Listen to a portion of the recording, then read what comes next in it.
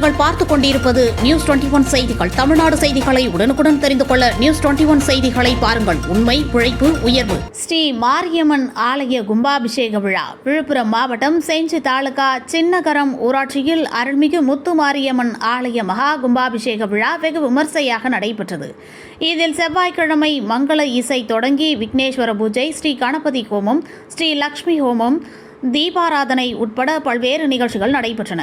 புதன்கிழமை 2ஆம் கால யாகசாலை பூஜைகள், அதனைத் தொடர்ந்து மாலை 3ஆம் கால யாகசாலை பூஜை, வியாழக்கிழமை பல்வேறு சிறப்பு பூஜைகளுடன் தொடங்கி காலை 10:30 மணிக்கு அருள்மிகு ஸ்ரீ விநாயகர் ஆலய விமான கோபுர கும்பாபிஷேகமும், 10:45 மணிக்கு விநாயகர் மூலவர் கும்பாபிஷேகமும், காலை 11:15 மணிக்கு மாரியம்மன் ஆலய விமான கோபுர கும்பாபிஷேகம், காலை 11:30 மணிக்கு மாரியம்மன் மகா கும்பாபிஷேகம், விமான கோபுரங்கள் மீது புனித நீர் ஊற்றப்பட்டு மகா கும்பாபிஷேகம் வெகு விமர்சையாக நடைபெற்றது.